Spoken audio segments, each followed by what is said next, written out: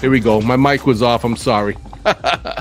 Anyway, this is Chili Will. Welcome to the 49 Street Squad. It's great to be back on the show. Lots to talk about. Congratulations to the NFC West Champions. Yes, we have done it. Our first big giant step into the playoffs. Yes. Let me see something here. You give me up. Okay. Yeah, I had my mic muted, man. I knew I was going to mess up and do that again, but I got it going now, so we're good. We're good. Let's see here. All right. Anyway, lots to talk about. I want to bring in my special guest, man.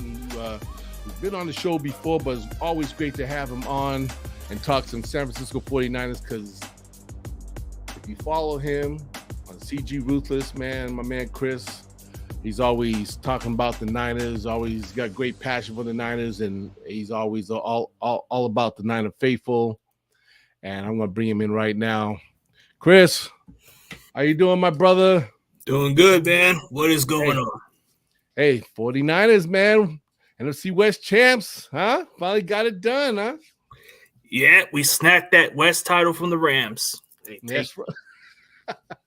I know the Rams are the bye-bye, no more Rams, they're gone and stuff. And now this year, our year, we got the NFC West title, and with great fashion, being able to go up into Seattle against the Seahawks. And of course, our guy Brock Purdy's been doing a great job, and of course the Niner defense that's just been shutting everybody out.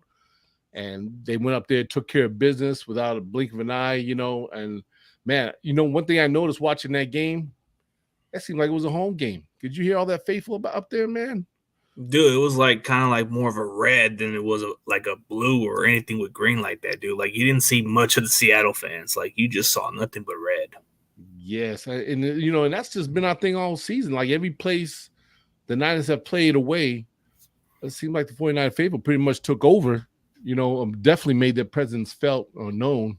Staying fan off here, right here, but yeah, the faithful always showing up loud and proud, and I'm just glad that like when Kittle had that one score in Seattle, man, I heard that roar from the crowd. I was like, wow, faithful turned this place out. I think the 12 just like gave up. They just, oh man, we can't deal with the Niners no more. You know what I'm saying? That's our first time beating these guys twice this year since 2012, 11 or something like that. Since Harbaugh was the head coach, yeah. Yeah, man. So I mean, wow, finally got that monkey off our back. You know what I'm saying? I mean, I was kind of, I have to admit, like when I was looking at the schedule, I kind of had, for some reason, even though Russell Wilson left, I kind of felt that, the Seahawks, because they're a divisional team, I kind of had a feeling, we might still struggle a bit with these guys because we always play close games with them. But, we got them the first time, and even though we lost Trey Lance right at that time, and then Jimmy stepped in, he was able to come and win it for us and everything. And then going up to Seattle to play these guys, I kind of thought, oh, okay, let's see what's going to happen here. Because obviously, Seattle, I'm not sure what the record is, like 7 and something, but I know, they're kind of up there. They were still trying to fight for a little playoff. Matter of fact, they still are a little playoff spot. So, it was a big game for them, you know what I mean? And I'm sure they came in thinking like, hey, we got to try to knock these Niners off. They're pretty hot right now, but couldn't do it because, when you have the number one defense in the NFL, it makes a big difference, and I'm a defensive guy, and that just really gets me excited every time when I see my boys out there swarming to the ball. You know what I'm saying? It's just wonderful to see that, and everybody's now talking about the Niners defense and how they, this is like one of the best defenses they've seen like since they kind of going back to like I think 94, or even some people are trying to compare them to like Chicago Bears defense back in 86, and I'm like, well, yeah, they're good, they're really good. I think they're maybe some ways better, maybe not so much like the Bears were. I mean, the Bears pretty much, they dominated like their year, that season. I think they only lost like that one game, but they were a big bunch to stop. But nobody right now, nobody's bringing it like San Francisco 49ers, and I just feel that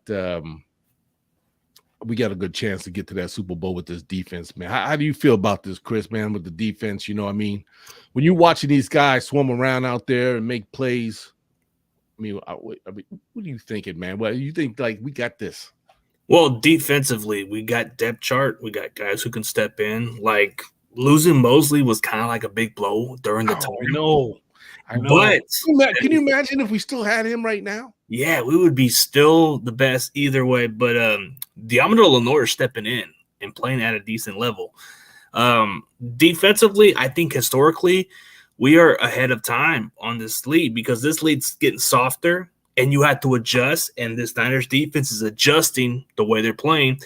Like any other opposing offense, bro, they haven't scored. They barely scored 17 points or less. So they can't get past it. So the Niners, all they have to do is score 20 points or more, and they win because his defense does not give up more than 17 points.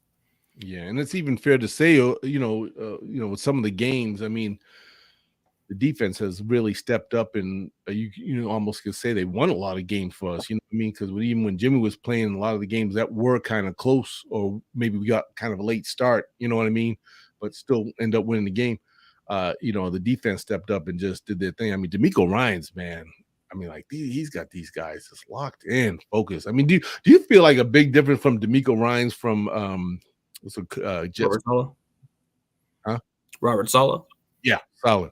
Well, the difference between Saleh was he was more vanilla.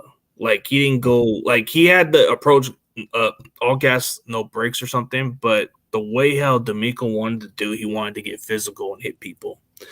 And you see the physicality, it's a lot different. It's more they just come and get you. Like they're not gonna hesitate. Like in Saleh's defense, they played it too conservative at times, and his defense was good too. But when you see the energy that D'Amico brings to the table, it's because he's a player. He can relate to these players, and they play for this guy. This guy brings a lot of energy, the physicality. Like you see the emergence of Dre Greenlaw becoming more than just a household name from the tackle from. Like, man, has that guy been playing his ass off or what? I mean, is it fair to say, like, when I look at him now and with his speed, he reminds me just a lot of Patrick Willis, man. I mean, and that's a pretty tall order, but the way that guy's just all over the place and making hits on people, I mean, man, I think he's having like one of his best seasons right now. Yeah, he's playing one of his best footballs by far. And even early in the season, he had some boneheaded penalties, but he got his contract extension. And ever since he got that big payday, man, that dude's been playing lights out. Like, yeah. I wouldn't say he's playing like Patrick Willis. I think he's playing more like Junior Seau out there. Oh, okay. So knocking the wood out of somebody at the linebacker spot, man. That dude, Tasmanian Devil, he's playing like he's a Tasmanian Devil out there. Fred Warner's just a damn good leader, man. He's just. Oh, yeah. Man, I mean, this guy's projected himself like a missile across the field, like in that Rams game when he knocked homeboy down, and he came all the way from across the field, and, went airborne for about 10 yards and knocked homeboy out. Man, I was just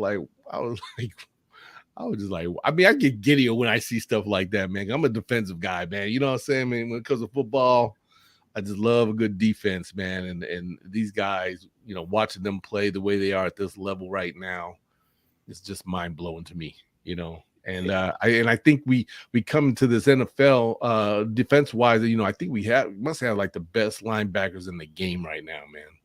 Yeah, we do. Like you look at Fred Warner playing exceptionally well, a great leader on the locker room. Dre Greenlaw, he's already becoming exactly what we expect him to be. I mean, he's outperformed expectation as a 5th round pick. He took Quan Alexander's job and became exactly kind of better in some ways. No disrespect to him, but then you see a guy like Aziz Al-Shaair. He's another guy up and coming. It wouldn't surprise me if he cashes out elsewhere because this guy is definitely a guy you got to watch out for. The linebacking core, I mean, Demetrius Flanagan-Foles, Oren Burks, they're pretty solid contributors. I mean, there's a lot to like about this linebacker group. I mean, you got some dogs. Yeah. And what would we be without our boy Moody Ward, man? I mean, this guy's been holding it down. I was reading something about how he's got like the best, CB records going for him right now, since he's been playing. And he definitely has not been disappointing since he's been with the Niners. You know what I'm saying? That's why I say, can you imagine if we still had Emmanuel Mosley with Ward out there? I mean, teams probably wouldn't be getting them 17 points, or They would a get touchdown less. at all. They would get less. I mean, just like with Mosley out there, he was doing pretty good in coverage. And even though we took a little step down, but I still think Lenore's doing a really good job. Mm-hmm. As long as we score past 20 points or so, we should be good. I mean, we haven't given up past like 20, past 17 points in those 7-game winning streaks. So when you look at the way you're saying, just imagine if Mosley was there, dude. They probably wouldn't even score maybe like 7 points or less, bro. That's just how deadly. I mean, if you're talking historically, like the Bears defense, I don't know about that. I'm kind of thinking maybe the 2000 Ravens, bro. That defense, like, look at our offense. Remember in the beginning how bad it was? Now they're starting to gel. And our quarterback isn't your typical guy that's going to carry you. I mean, Trent Dilfer was that same way. Yeah. And talking about quarterback now, I can't say enough of what we've been watching out of Brock Purdy. I mean, for this guy to come in as a third backup quarterback for our team, first of all, he faced a good team, a great team actually, with Miami Dolphins, right? Because he took over when Jimmy got injured in that game. And for him to have the poise to come into the game, do what he did, and just look like everybody said, man, he looks like a veteran out there already. He's making big plays. I mean, he looks like he should have been our starting quarterback, technically, right? And then last following Sunday, he had to go against the great one. Well, not necessarily go against him, but Tampa Bay Buccaneers. But he still not awed by it or anything. He still went out there, did his thing, put like almost 28 points in the first half. I couldn't believe that. Yeah. I mean, I was like, my mouth hit the floor.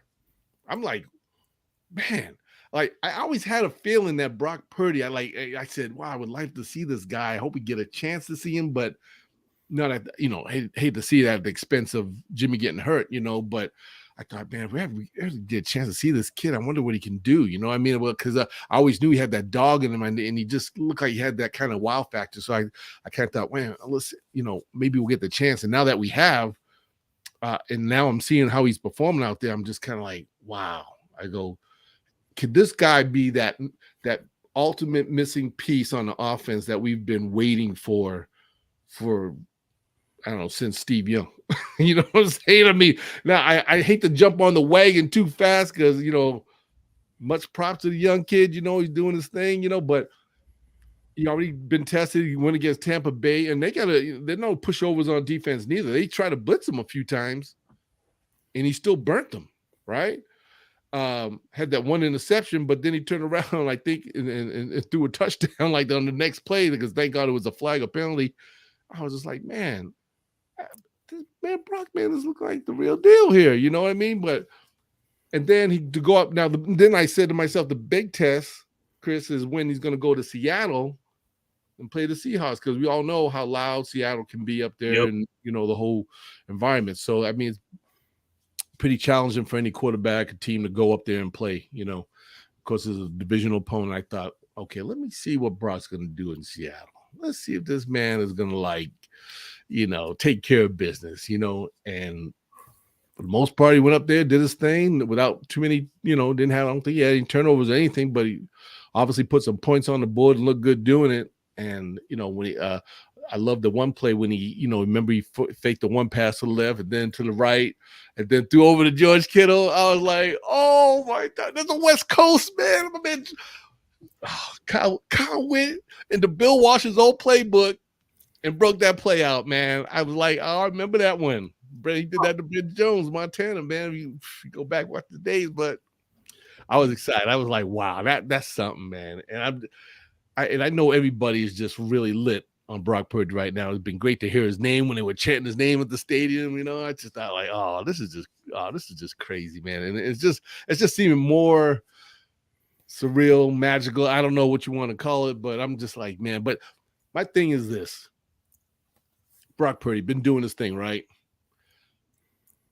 The question is, is this going to be the guy that can I don't know. Everyone's comparing to Montana now. One thing about Montana, right? He always brought us back in a lot of games that we were losing pretty bad in, right? He always found a way to come back, especially in big games, because in the Super Bowl he did that, right? Against the Bengals with just, I don't know, minutes, seconds left, drive downfield and score. So, do you think Brock Purdy is capable of being able to come back in games if we ever get behind? Because everyone's saying, oh, yeah, he's great, but he got the lead on teams, but, what's he like playing from behind, so he hasn't been tested there yet, I mean, we haven't seen it yet. I know how it feels to get excited about a quarterback. I mean, he came off the bench against the Dolphins when Jimmy was injured. That caught their defense off guard. They didn't have film on the guy. They didn't know who he was. So that was pretty much like, okay, we see you. The next game, he goes into Tampa Bay. They had an entire week to prepare for this guy. Mm-hmm. Showed out. He balled out right there and proved it to be a very capable guy that can step in and potentially be a starter. Then on a short week, he passed with flying colors against Seattle, a team that's hard to win. But are we getting too hype up about this kid? Are we pulling the gun on this kid and thinking he's the answer? I mean, I want to see more games. I do like what I've seen so far, but realistically, man, we gotta just hope for the best. The kid's doing a good job. He's not really screwing it up. He's just doing exactly what he's supposed to do. Go in there and make plays. Like, what makes him so better than, I wouldn't say better than Jimmy, but what makes him so much more better in this offense is he can move outside the pocket. He can throw the ball a little quicker, and he doesn't hesitate. Mm-hmm. Yeah, it was funny. I sometimes watch, I know you probably see him too. I think his name's Dave. Is it David Lombardi? Whatever. He's like Dave Lombardi. Yeah. And he was talking about this. I should have wrote it down. I didn't, but it was some kind of screen. He showed this little screen that showed like Brock Purdy's what was it called again? It was like a 1.33, some kind of run ratio thing. Basically, what it was, where he scored really high in was basically how quarterbacks are able to, like you said, he escapes out the pocket so quick, like being able to make that quick first move, and supposedly ranked like really high in doing that, Now he's not like a 4.3 runner or anything, but he does have some wheels on him, but he's good on that quick step when he's trying to escape the pocket when he's pressured, and which we've witnessed and have seen. I kind of thought, wow, that's pretty good because, there's not many quarterbacks that kind of possess that, I guess, some kind of high numbers for being able to do that. You have maybe your Russell Wilsons and I don't know, I guess Mahomes, he sometimes can get out the pocket pretty quick. He's good at juking and moving and buying himself some time. And also, Kyle Murray, he could probably do the same thing. But I just kind of thought, wow, and he can't move. He can't do that, And I even went back, I went back to watch his highlights when he played at Iowa State in that Fiesta Bowl against Oregon. Mm-hmm. Have you seen that? I've checked out some of the highlights, and he won that game. Yeah, man, I'm looking at it. I'm going like, wow, he's playing like he's playing right now with the 49ers. To see like all the things he was doing, even though in that game he was, he threw a lot more. But they they won the Fiesta Bowl and beat Oregon, the Ducks, and man, he did a good job. I was just like, wow, I never really, somebody was telling me about it. I said, let me go back and watch it. Cause I saw some other highlight tape stuff of him before, but I went and watched the highlights of that game. And I was just kind of like, wow, if you ever get a chance to check it out, you should watch it. Man, the boy he was balling, man. They got a good highlight film, and then there's a lot of films on this kid. Like, I believe JT Sullivan's channel, the QB School channel, he has like some videos of him and doing breakdowns of it. Oh, yeah. And I believe John Chapman's doing some breakdowns out of it too, and a lot of other content creators, bro. They're just putting videos on Brock Purdy. But he's kind of played from behind before. And as an Oklahoma Sooners fan, I've seen this happen with Brock Purdy. I didn't know who number 15 was, and the Sooners were up by a couple touchdowns, and he came from this game and won in an overtime or won in an upset fashion. It's like, wow. I mean, Wow. he can play from behind if he had to play, but we haven't seen the true test. I don't know if it's going to be the Commanders. I don't know if it's going to be like the unexpected Raiders. I don't know which one it's going to be. I don't even know if it's the Cardinals. We don't even know which one it's going to be. But I'm telling you, if he has to come from behind, I think this kid can do it. Yeah, you think so?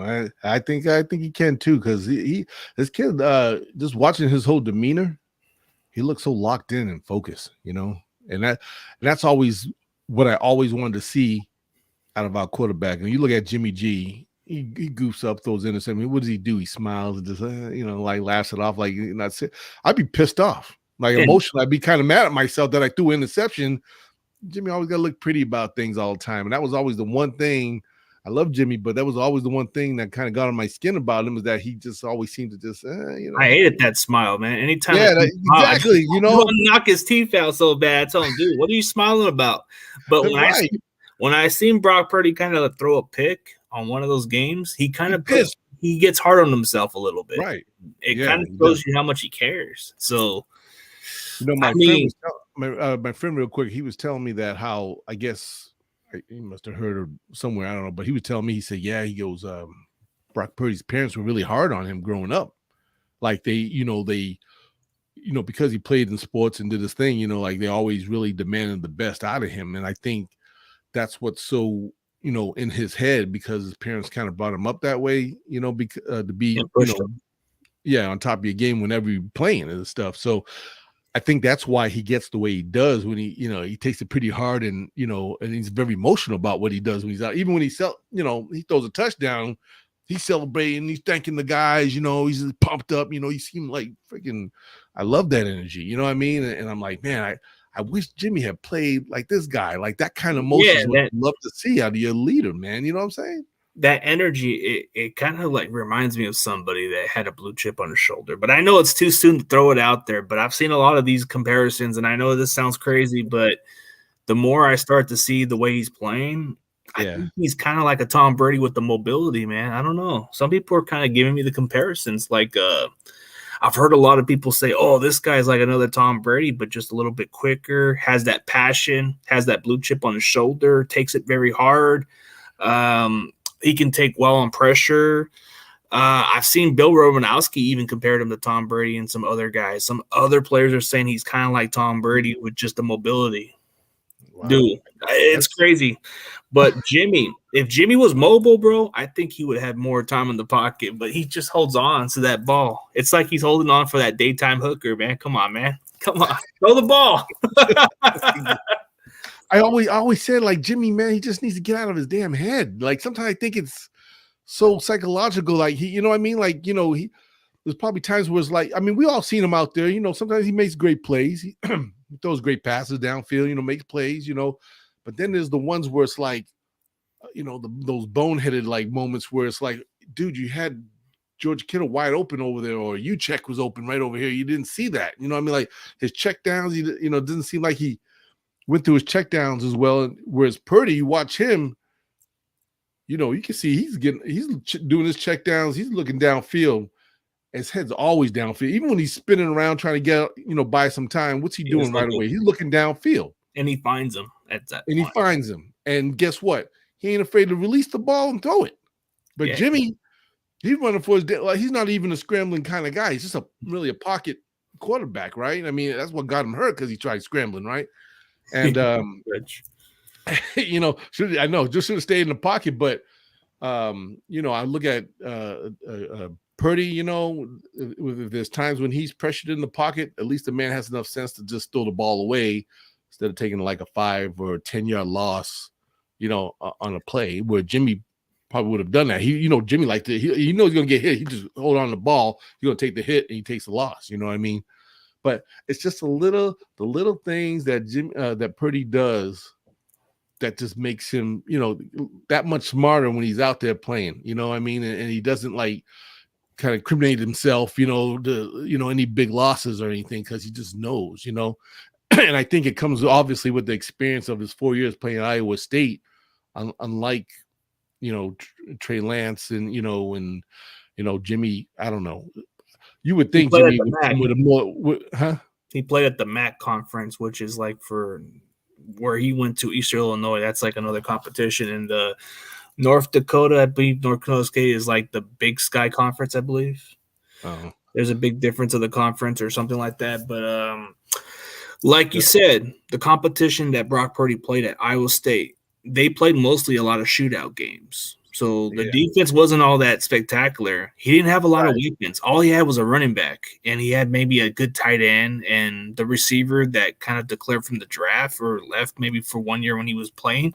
But he didn't have any big names, and he still put up some solid numbers. So it's like you give him the best weapons around him, you've seen the difference.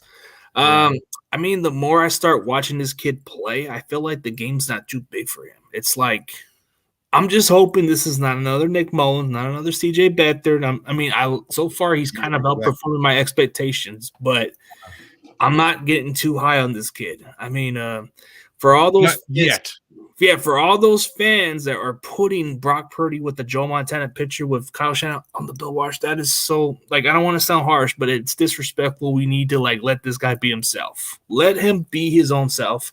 Let him become his own legacy. Because all you're doing is putting pressure on a kid that needs to just play the game. He doesn't need pressure. He just needs to step up and do his job. Exactly. I agree.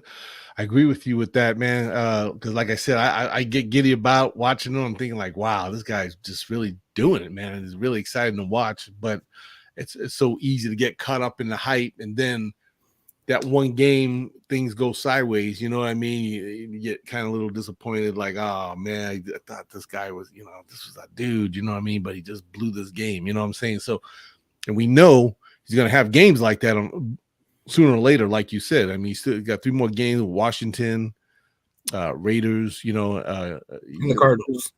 You're right. And so he's still going to be battle tested. Now, these guys made the playoffs, got a foot in the door. So we completed step 1. So now it's like, how well do you play at that level? Because as well as I do, when it comes to playoffs, that's a different beast, man. That's a different animal now. You know what I mean? And everything's just on the line. You know what I'm saying? It's like do or die now. It's like you either win or lose or you go home.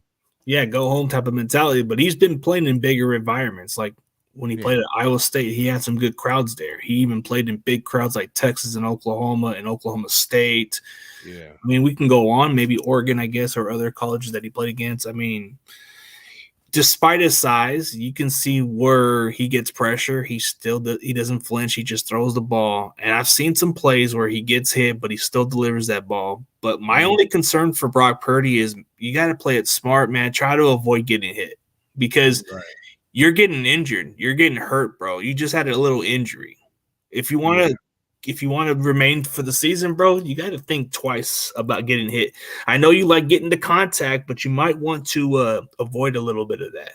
So you can go on to the next play, so you can go on to the next week and just ice that up and go on to the next game. You don't want to just get all the contact, bro. Try to avoid the defensive line or try to make it sound like you're getting make a draw of getting rough in the passer. Maybe that would be a good way. Play a little acting role.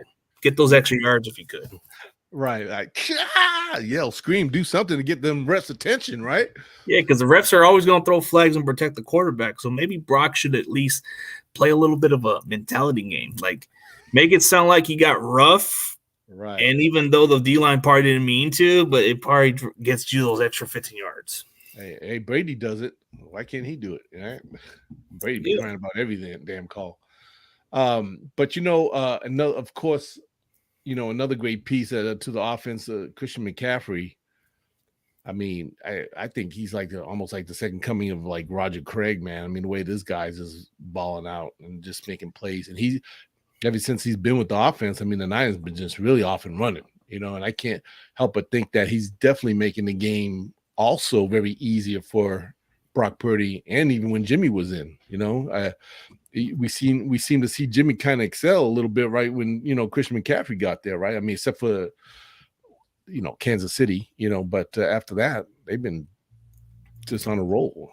I mean, when he played against Kansas City, he didn't have a lot of snaps. He was just mostly taking like limited role snaps, and then once he got into this offense, bro, this offense was clicking. And what makes Christian McCaffrey the best pickup in the trade during this offseason late trade was the fact he can move the chains for us. Like, he's a good runner, but he's a great receiving back. Like, just like you just said, Roger Craig was a great receiving back also, but you had Marshall Faulk.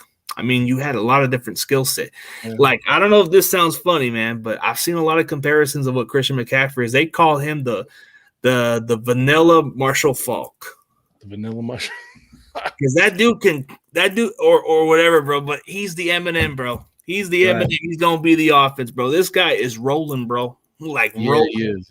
You want all the years he played for the Panthers, man. I tell you, I remember when after he left Stanford, I was kind of like, I was hoping the Niners would find a way to get this kid on the team. I liked him a lot, and I knew that boy was going to be balling, man. And when he went to Carolina, of course, I don't know, 4 or 5 years he was there, and he was, I mean, the first few years he was like, that guy was like the offense. Him and of course Cam Newton, working. Oh yeah, they were like he was carrying. Man, that guy was like, he was almost literally unstoppable at times. Like they just, he was just that one guy that was just getting after it, And now that he's been with the Niners, get more polished in the offensive system, Kyle's system, I can see where it's like it's kind of coming together for him more now. When you see him hit some holes, it's like, oh yeah. Now I see it now. It's got to see that Christian McCaffrey we saw, in North Carolina right there. He's got the ball up. So yeah, I mean, he's starting to get the playbook now. Like he's starting to get ahead of it. Like I'm just hoping we don't start to overuse him a lot because that's what got him injured in Carolina in the first place. I mean, I thought we were just bringing him in just to keep him fresh and keep him as healthy as possible. But until Elijah Mitchell returns, I think that's what we're going to rely on. And I know Jordan Mason is the closer, man, but we got to get this guy some carries, man. Yeah, Jordan, I feel the same way too. You don't want to run this guy, in the ground. I mean, I can understand because of that game in Seattle, because of the situation at running back, especially, Debo also being out at the time. So, but yeah, I would like to see more of Jordan Mason out there too. I think this kid, you give him the rock and just get him more and more tested with the, that NFL level, because I mean, the kid's a rookie and stuff. He's still kind of learning, but he was the one that helped put that game away in Seattle, right? With that that one big hole. Oh yeah, almost a touchdown.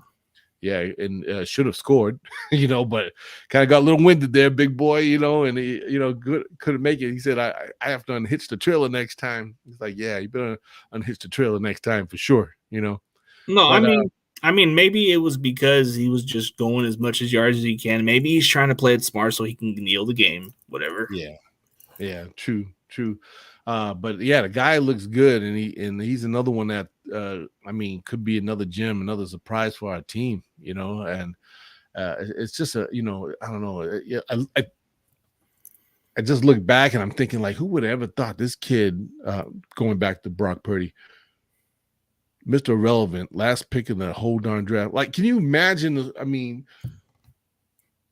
if possible, this guy takes the Niners to the Super Bowl and wins it.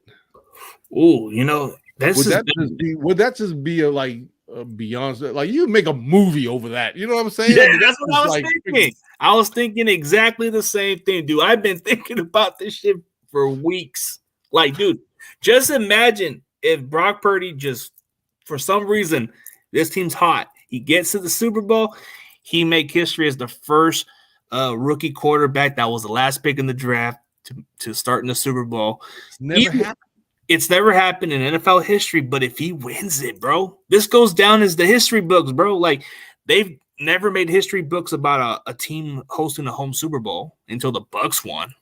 The Niners were the closest, but it was in Stanford Stadium. So let's not get too far off. But yeah, the point is there's some history in the making. And the Niners defense, the Niners defense is historically kind of repeating its past. Okay, like the 1981 Niners went on a 8-game winning streak with not allowing 17 points, or not allowing less than 7. What is it like? Not allowed over 17 points a game on those 8-game winning streaks. Yeah.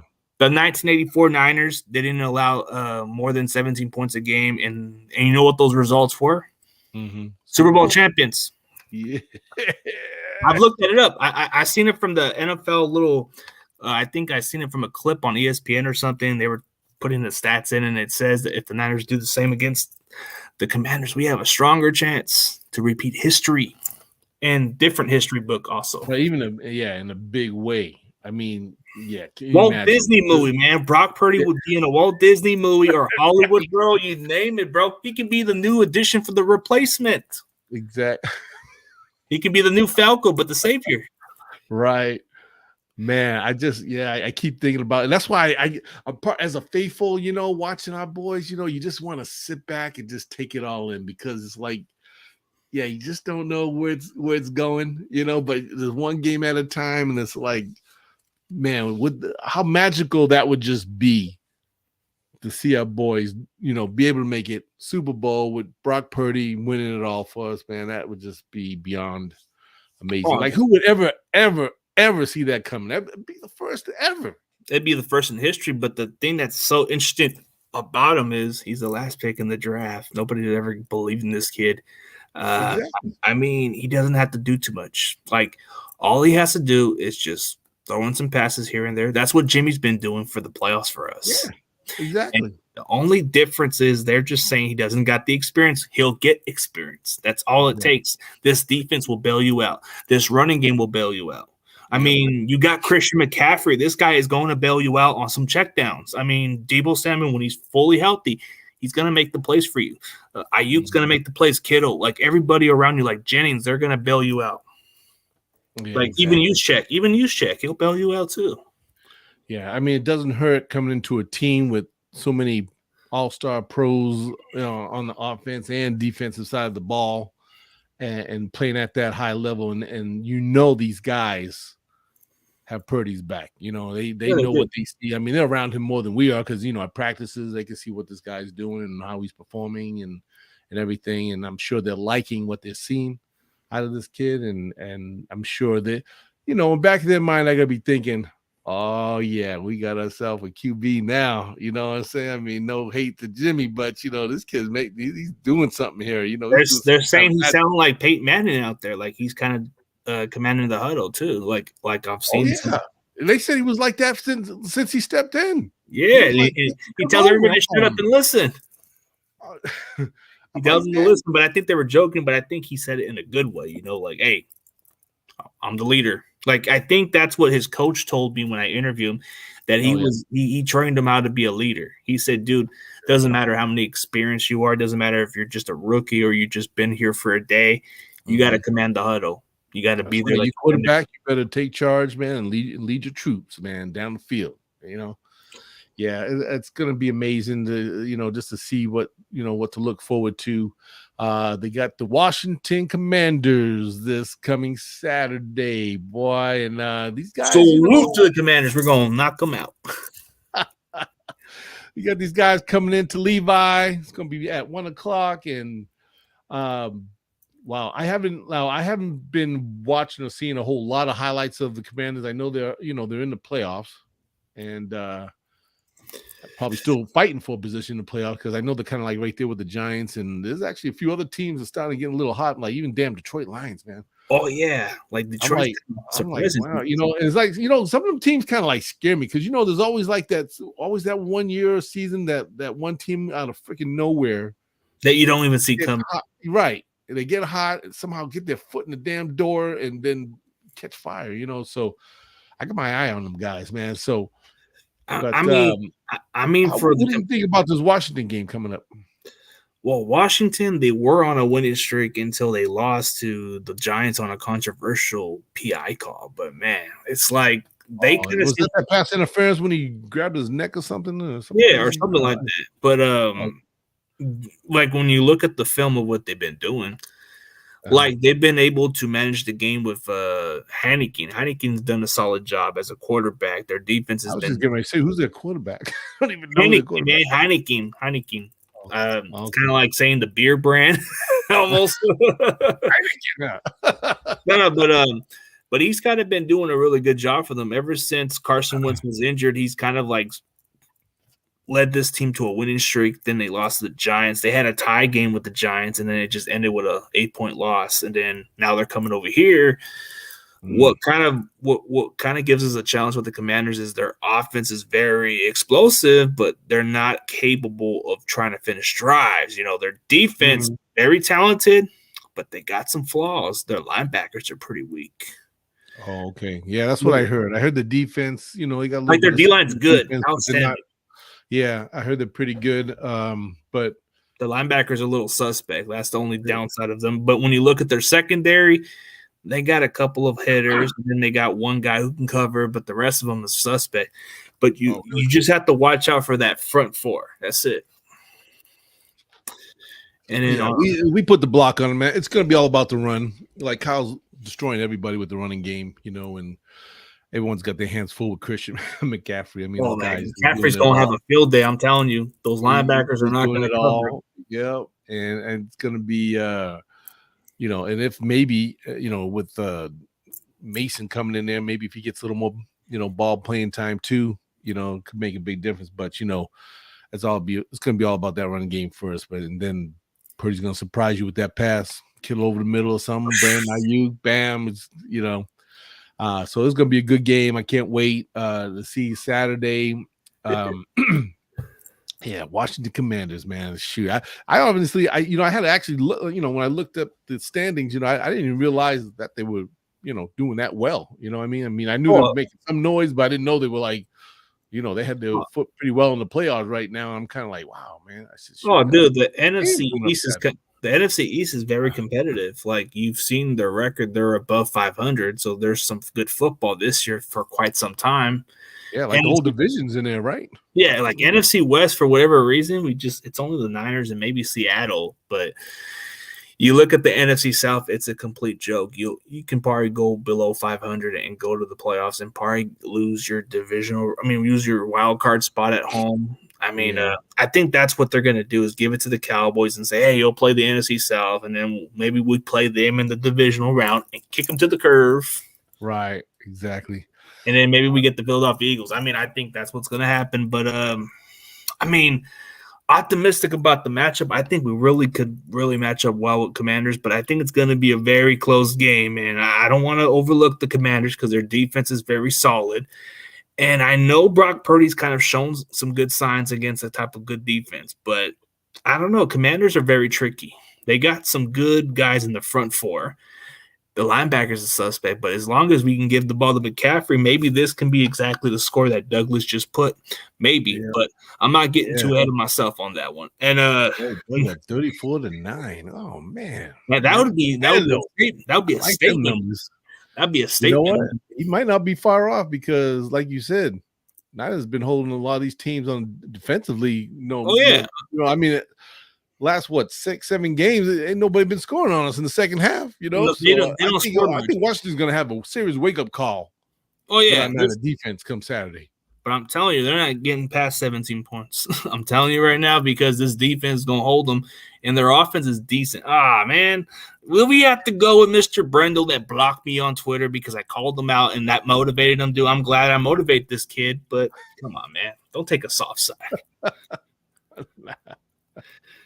Oh man. Because I called out that Jake Brendel, the center. I called him out on Twitter, then he blocked me, and then I heard about that. I just thought it was funny. I thought it was hilarious because I got under his skin a little bit. Well, that's what CG do, boy. He's ruthless, man. He's just got to stir up the pot every once in a while. Maybe I fired him up. Yeah. So, game at 1:00. So excited about that.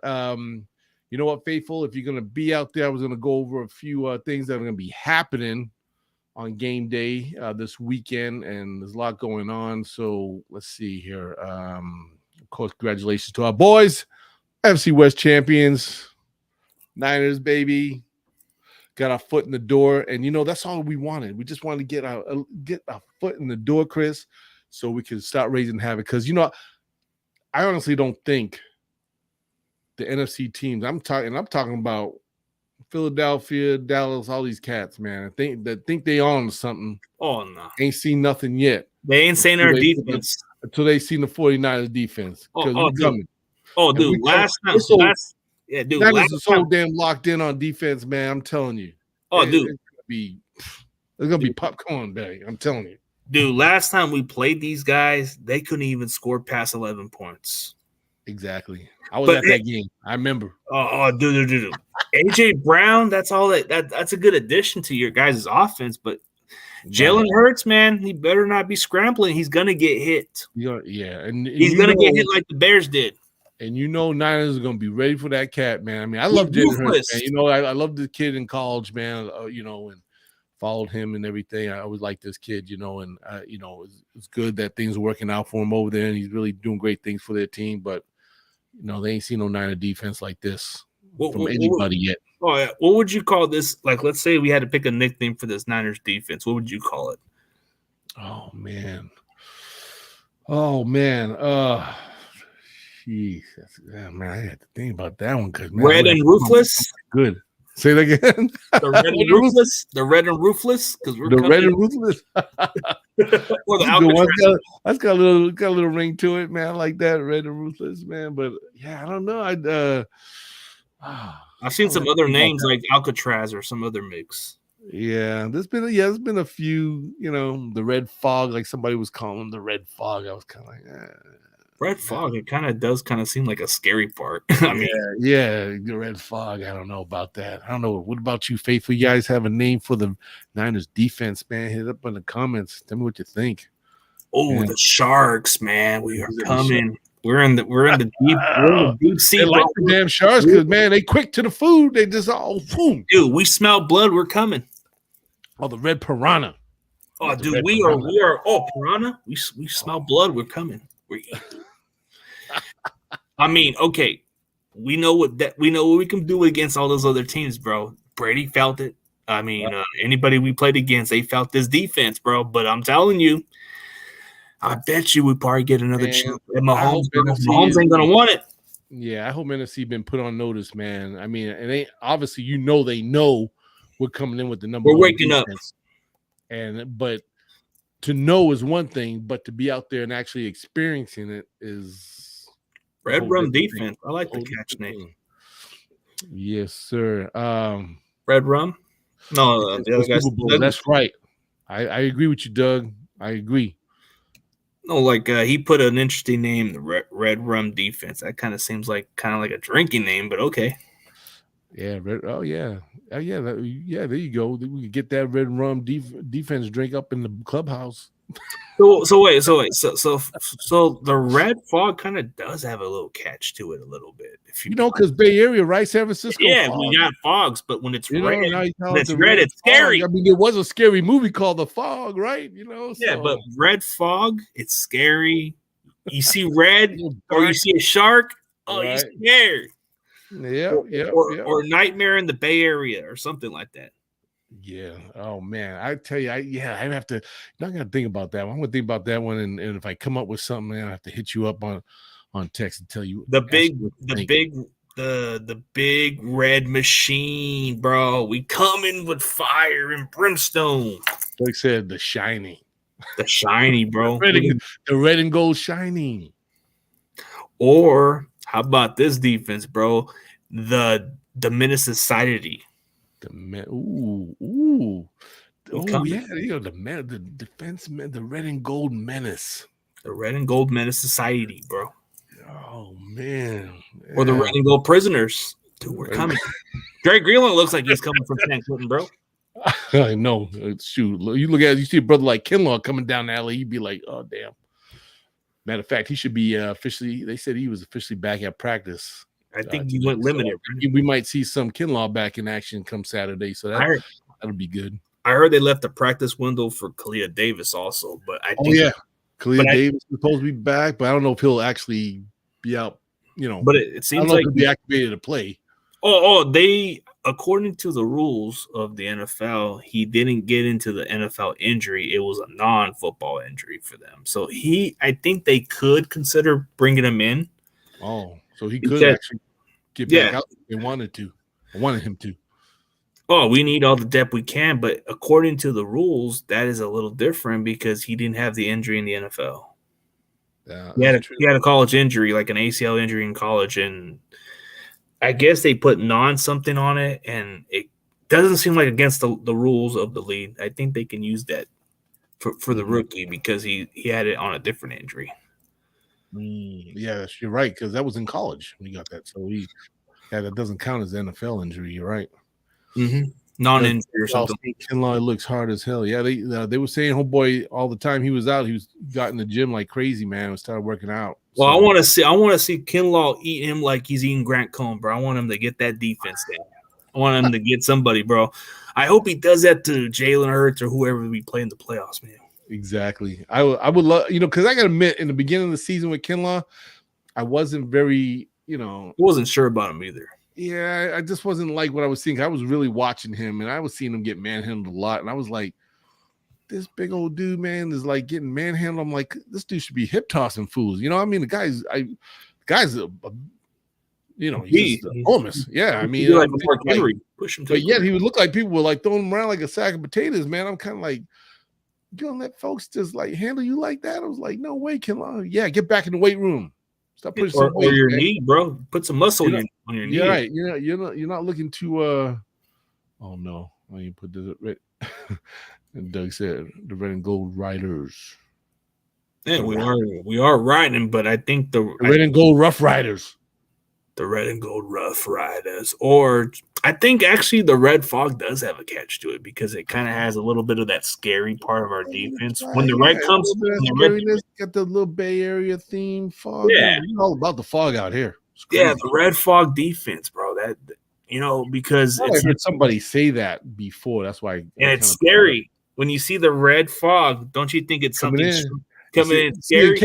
You've been in Candlestick, right? When Candlestick was here, right? Been there once. Remember how the fog used to come over the walls of Candlestick during the games? In the late games, that fog would just start rolling in, just looking how crazy. Yeah, it would be like insane. Here comes the fog. It's getting crazy now. He likes that one. Doug said red fog sounds dope. I like that too, man. Might have to push that because it's more like smoke. You want smoke? Mm-hmm. Exactly. I think they don't want to see the smoke, bro. That's why the fog is what it is for the Bay Area because it's the red. Well, yeah, that'd be really dope, huh? It's like blood. We had a red machine that would just like spit at Levi that would just spit out red fog. Yeah, just come in like all crazy, like, oh damn, it's on now. Oh shoot. Damn, I think they do that for the defense. I think they do it for the team. The red fog, whatever it is, they come in. Yeah, just have some way to inject some fog within the stadium, just start swirling around all crazy, Like scary. Oh, man, you want to see a red fog? They're coming at you, baby. Oh, watch out. Damn, the red fog is here. Shoot. Oh, man. I can't wait for Saturday, man. Yeah, yes. Doug said Saturday too, man. My man all the way from Orlando, Florida, tuning in. I know he's gonna be watching the San Francisco 49ers Saturday. I think there was another guy, Willie from New Jersey, that just was new to the channel. Oh yeah, we got that's right. Let me see. I meant to. Yeah, here he is. Yeah, there you go. Willie Rodriguez. What's up, guys? Big Willie from Union City, New Jersey here. What's up, Big Willie? All right. Glad you were able to tune in and enjoy us. Hey, you're the Willie too. Yeah, Chili Will. Maybe he's my brother. Chili Will and Willie Rodriguez. Or Chili Willie. First time watching, man. Appreciate your brother tuning in, man, hanging out with us. Always having a good time talking some Niner football. That's how we do it, man. With CG Ruthless in the house. Yeah, we're linking coming up on Saturday, man. I'm linking with him, so we're going. Yep. Oh yeah, we're gonna be making some noise with the rest of the faithful. Okay, so before we end everything here, because we're getting, I was coming up. I was gonna go over a few things. Let's see. The locker room. The boys right there. Look at them, man. Look at clean in the West t-shirt. Oh yeah, that's it, man. We got a couple of things going on that's gonna, like I said, it's gonna be happening at Levi Stadium this Saturday. So if you're gonna be there, make sure you come on out. They're gonna have the 408 South Bay swag. My boy Ruben. I'll be out there. We'll be having an ugly Christmas sweater. You've got an ugly 49er Christmas sweater you want to wear. They're gonna have an ugly Christmas sweater thing going on. That's gonna be a giveaway. Green Lot 1, Pole 20. Make sure you're out there, and they're gonna have what's his name? Baja Carter. live out there. And our boy, DJ Mike's going to be in the house. Put it in the mix. So he'll be out there. Also, we got the 408 Faithful's going to be over there. Also at Green Lot 1, pole 24 and 5. At the Christmas on the Boulevard, Gold Jacket, man. I guess these guys do this every year. They're going to have, if you guys have kids, bring your kids out, man, because Santa Claus is going to be out there, take pictures. And I know it. They're asking everybody to wear the gold jackets. Niner Claus is coming to town. Yes, and he's going to be there to take, Santa Claus is going to be there, going to take pictures with the kids. It's going to be a real fun event and stuff. And then at 11:30 in the morning, they're supposed to get everybody together. They want to take a group picture of everybody in the gold jackets. So if you guys out there for that, make sure you check that out. And, of course, coming up in the next couple of weeks, we got those crazy Raiders next following Sunday in Las Vegas, baby. We're going to have Las Vegas invasions happening, man. My brother from another mother, Antonio Bello. Where my Niners at? He's going to be out there. They're going to be having the invasion in Las Vegas. Don't miss out. It's going to be everybody's welcome to come. Come on out, have a great time, because, when we go to any city with the faithful, man, it's always a party. Oh, you're going there? That's going to be 11 to 2 p.m. I don't know yet, because the way our guys are playing right now, me personally, I'm kind of starting. My focus is more on Super Bowl, so I'm trying to make some pre-plans now for Arizona. Okay, and perhaps maybe Philadelphia, because we end up playing them in NFC West Champions. Yeah. Might take that trip out there, but right now I'm getting my mind focused. Oh, dude, I would like focusing and getting ready for Arizona right now, to be honest with you. So I'm trying to get me and Niner Glow getting our things lined up for that. So man, that'd be nice to go down there if it happens, man. That'd be like, dude, just go down to Cardinal Stadium and just go to the Super Bowl. That'd be something on my bucket list, but dude, it's too pricey. Yeah, I know. It's crazy. The prices of them tickets, man. Woo-wee. Shoot, I try to always enter anything I can find, giving away Super Bowl tickets, man. Because a lot of like Bud Light, sometimes they have their little special promotions on getting tickets. And I'm trying to enter, man. So win some tickets, man.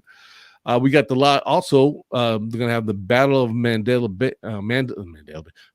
Bay in Las Vegas. This is where this is actually kind of where the Raiders hang out, I think, too. And I know my guy Antonio, he knows a lot. He has a lot of friends. I have a lot of friends and Raider fans out there, live out there too. But they're gonna do a little party over there too on the day of the game at 9 a.m. to kick off. This is where they'll march from the stadium. To the stadium from here, across the bridge over to what's the name of their place over there? Agilent. What's the name of the stadium? Allegiant Stadium or something? Yeah. They're gonna go over there, march to the stadium and stuff, and of course, do what we do. So it's called the S Bar. That's gonna be happening. So make sure if you're out there, check that out. And of course, after the game, it wouldn't be a party without our boy E14 in the building. After the game, over at Drea's, man, he's gonna be performing with my boy Pilo. Gonna be in the building. I think, and a couple other artists are going to be there too. So Drea's is a little club that's right across the street from basically where Caesar's Palace is. It's in the building on the top. Oh, okay. I forgot the name of the hotel, but I know Chris. Oh, I think what's his name? I want to say Chris Brown. He's going to be there too, because he performs there a lot too. I actually thought and heard it was his club. I thought he was part owner of this place, but I guess he just performs there a lot. So he's going to be in the building. And so, yeah, guys, make sure you come on out Saturday. A lot happening. Remember, either bring your gold jacket or in your ugly sweater. If you have a Niner ugly sweater, come on out. It's going to be fun. Here's going to be a great day out there. So it's going to be awesome with the faithful. And before I go, I want to give you the floor, man, and let you go ahead and tell the faithful where they. Oh, I do that for some. The floor and let everybody. Well, okay. For anybody else that wants to find where my channel is, CG Roofless 49ers Talk. I mostly do all the Niners content there. It's been a good hobby. I've been growing my channel consistently. CG Roofless Sports Network. It's becoming more than just it's an all around sports now. So I'm kind of sorting out that channel and just going towards the Niner channel. And then I do the NFC West Network every Tuesday and Friday. which is another good show I do. But it's like, the more I start to sort out my channel, the more people are starting to tune into that content more than this way. I want to make it more presentable for the audience to know what they're watching instead of what they're not watching, because they want to know what they want to watch. So when I put the sports network, now it's all sports. I can put whatever I want on it. This one, Niners content, I can just keep it Niners there.